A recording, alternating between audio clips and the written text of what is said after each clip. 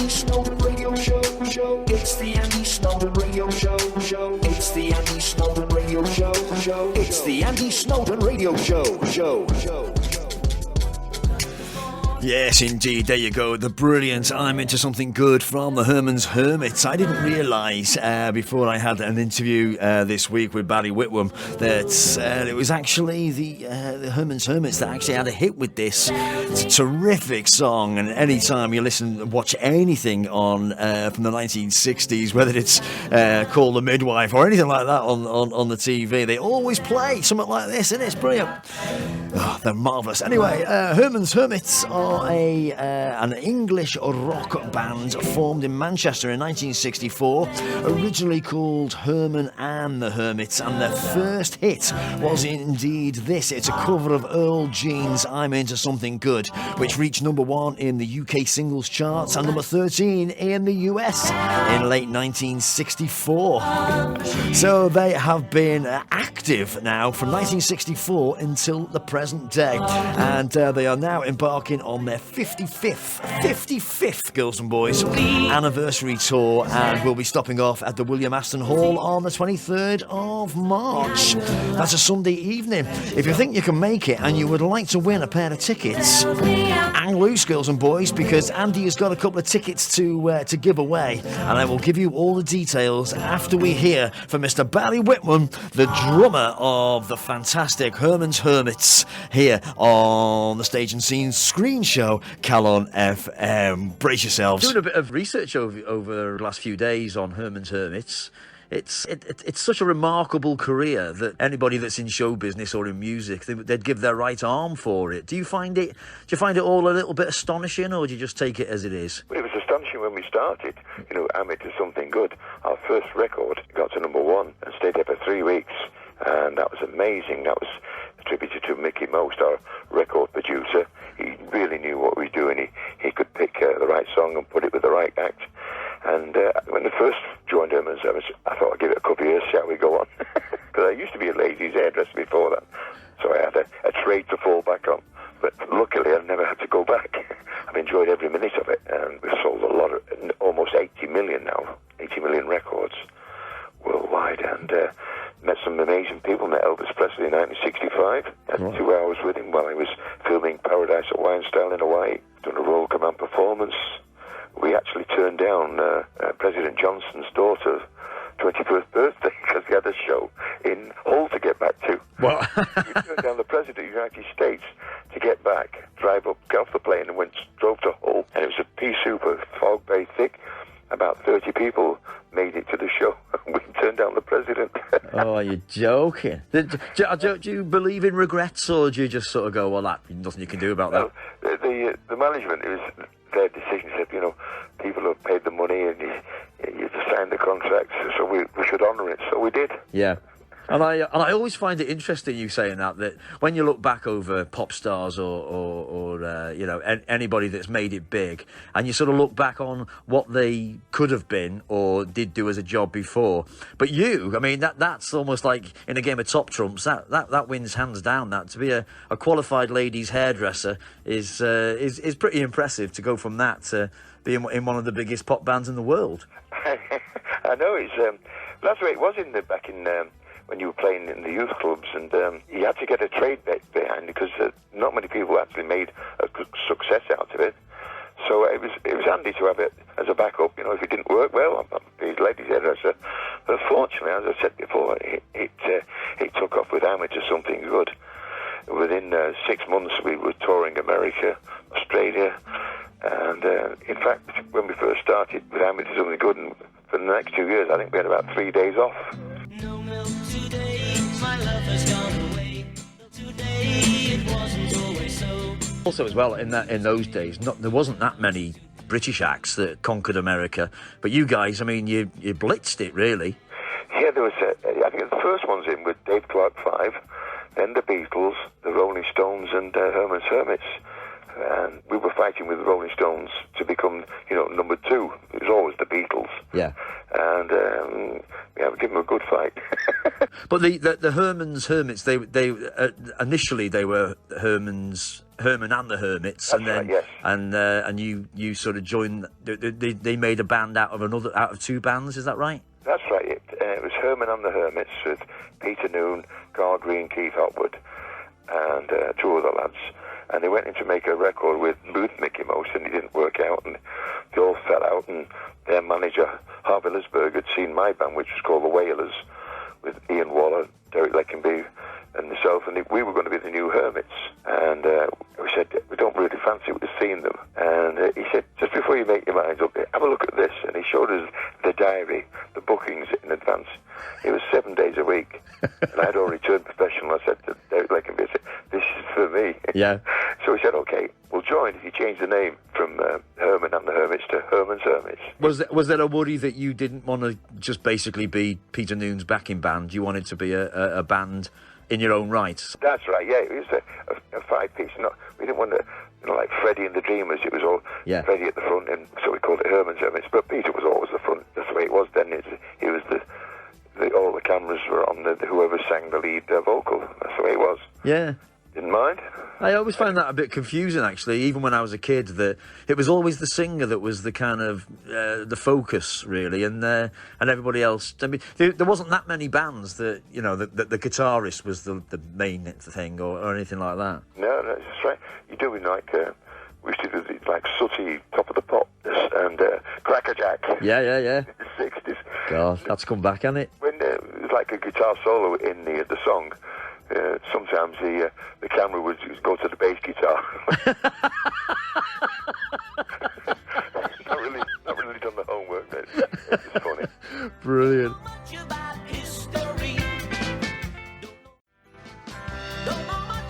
And it's all very, very different now in the music business, isn't it? For better, for worse. I mean, do you watch like the likes of the X Factor and these kind of things and despair a little bit? Not despair. That's the way it was. I tell you, we had a laugh when we went to our first trip to America. We did lots of radio shows and TV shows, sort of afternoon TVs, and they didn't have drum kits or anything like that. And the boys used to bring the guitars, and I'd ask, have you got any drums? He said, no. Well, so what have you got? He said, we've got a trombone or a violin. I said, give us a trombone. Good on the trombone. Oh, lovely. I love the story, actually, about when you packed in your day job to become a professional drummer, and your dad said to you, you can do that on the basis of you do an 8-hour shift every day on the drums. Is that right? That's right. He said, you can pack hairdressing in, as long as when I go out to work, he says at 8 o'clock, you start practicing. You can have an hour off for lunch, and when I go home at 6 o'clock, you stop. That's brilliant. For 9 months.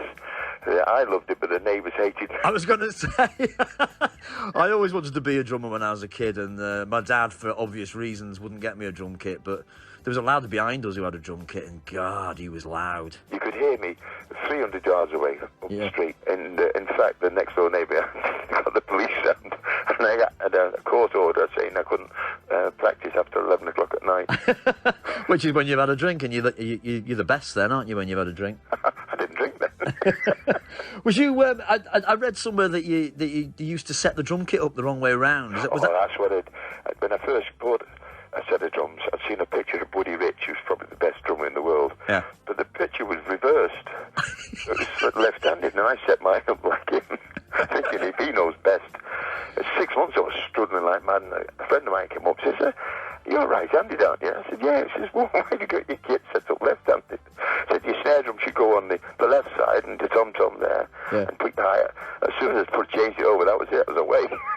Well, that's literally, for anybody that doesn't know, that is literally like writing with the wrong hand, isn't it? I mean, it's almost a nightmare, really. The ball with your left foot, if you're left. Yeah. But I mean, I've noticed that Ringo Starr and John Coughlin from Status Quo, they're both left-handed, but they play right-handed. And... yeah, it's amazing how they do that. Yeah. Amazing. Especially when you're doing a fill around the kit. And if you... Yes. Ringo's pretty good.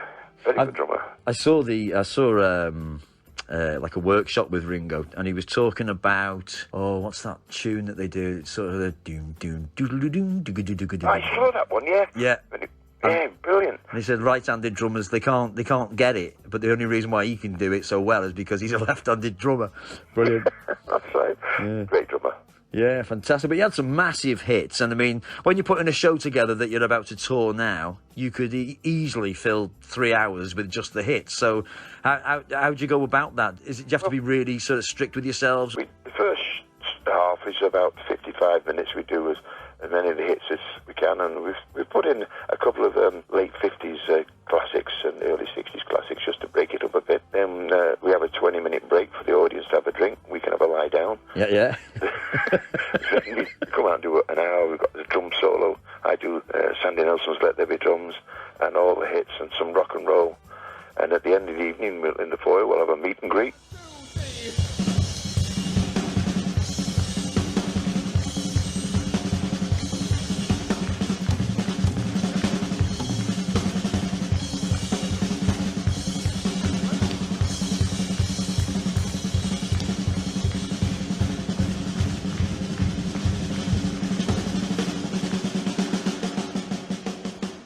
I've noticed as well that when there's a movie out now set in the 60s or even a TV show, they always play a bit of Herman's Hermits. Do the royalties keep pouring in, or does that sort of stop now? Yeah, it was 2.5 Men, that film, Leslie Nielsen, they played Hammer to Something Good.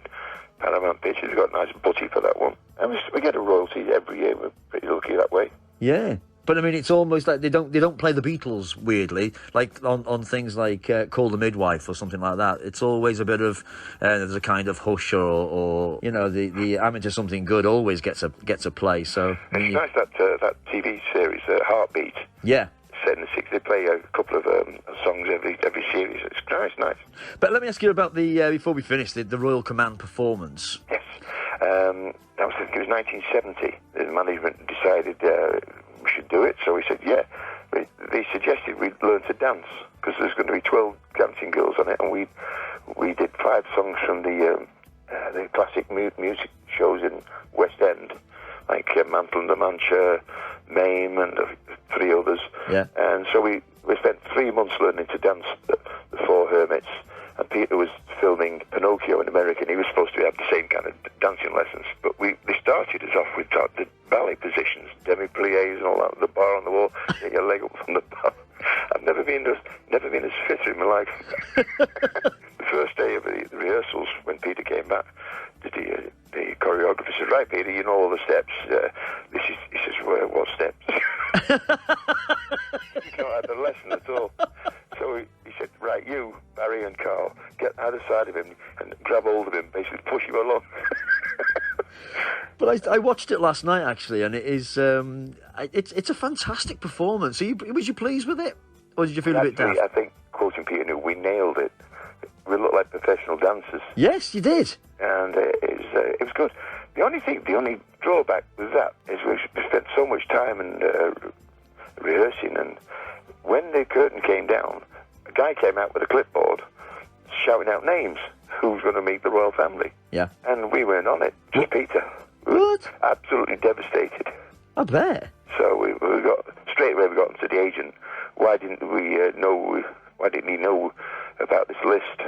I think he knew, but it might have been a different decision if we weren't going to meet the royal family. Yeah. All that working. And it was the Queen Mother that year, wasn't it? Yeah, it was. Yeah, but it was still a great experience, and I think there's only the Beatles and others have done it. I think maybe. There's a kind of hush all over the And was it live on the TV?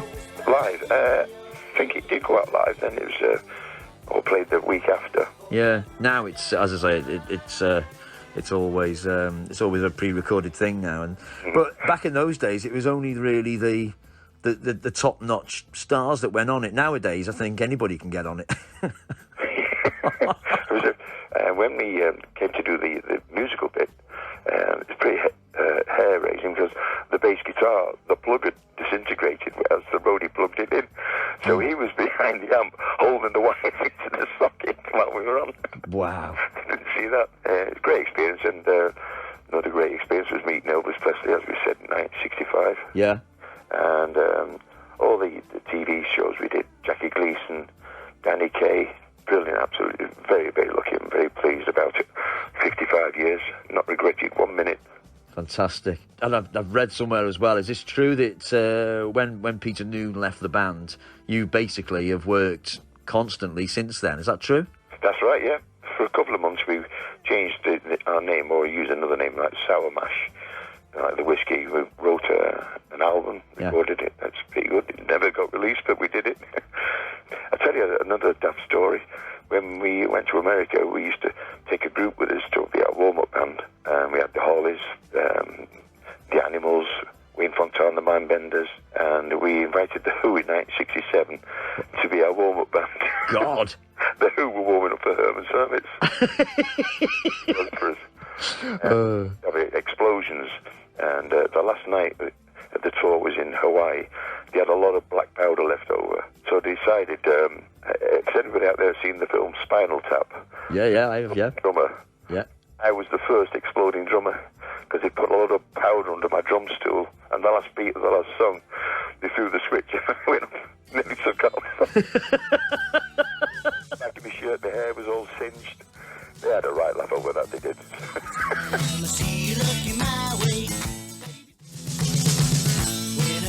But you've always had the image of like the boys next door, just like normal lads. But I mean, if for argument's sake, I mean, if you're touring with the Who, it must have got a little bit hectic at times. Yeah, well, I think we were doing more practice with jokes than they were. Keith Moon, he was a funny fella. Yeah. Things he got up to. You could just give him half a beer and I'd say he can go off. Whoop, whoop.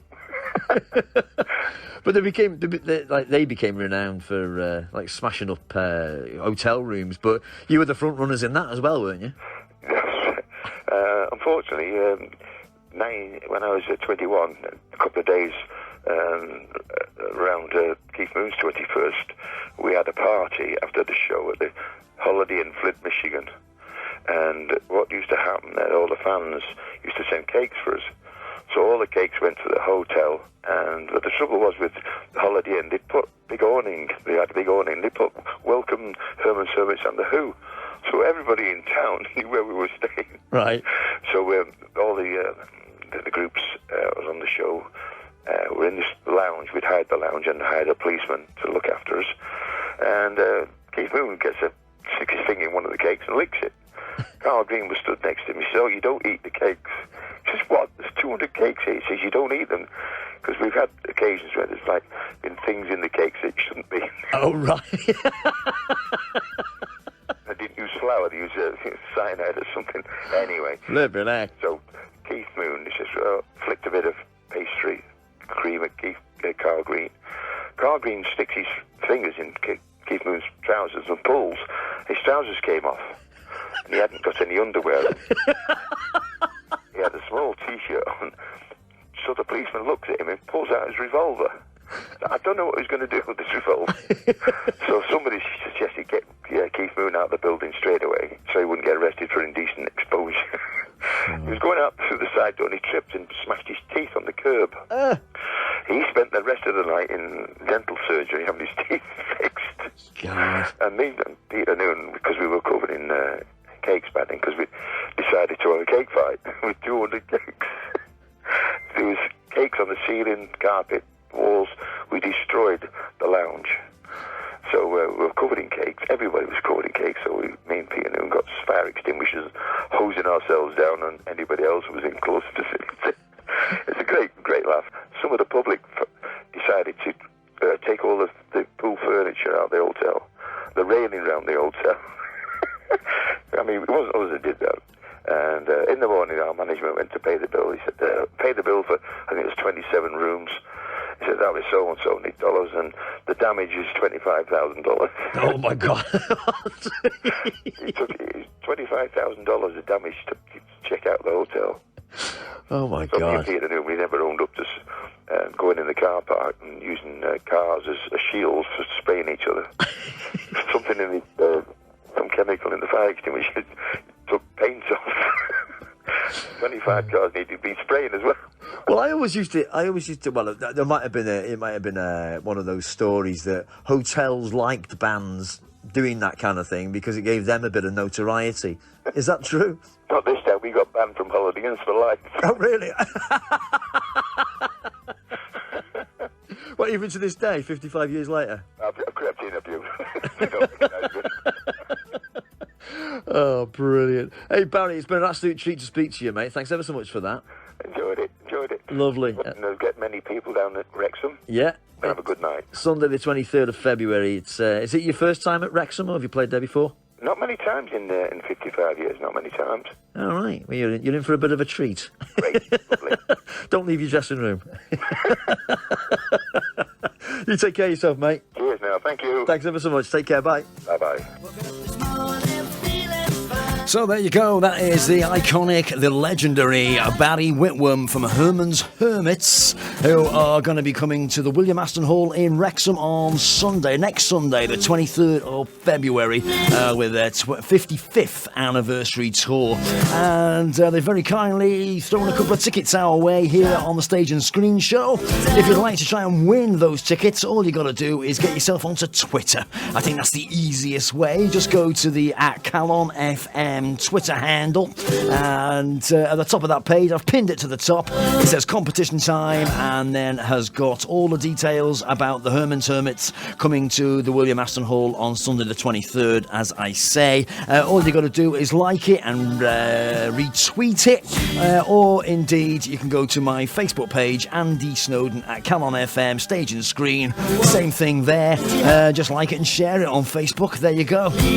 Or indeed, if you can't win the tickets and you'd like to get yourself a pair of tickets, or take your gal, the phone number for the William Aston Hall, the ticket hotline is 0844 249 1000.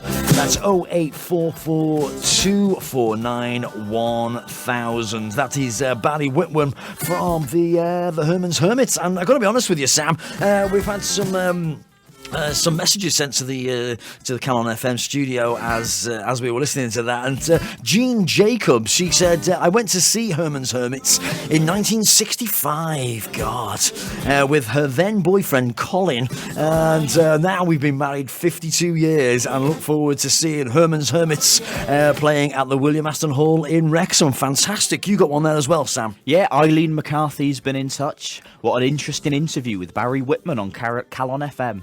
I always knew Herman's Hermits were big, but never realised they were that big. They are. That surprised me, actually. I knew that they were big, but I mean, I don't know. It's just one of those things, isn't it? And Paul Lennon, you'll like this one. Paul Lennon said, I am listening in New York. I tuned in especially to hear Barry Whitman's interview. Please, Andy, will you play No Milk Today? It was a song that my mum used to sing to us every time the milk ran out. I bet loads of mums sang that, didn't they? Brilliant. Here we go then. No milk today.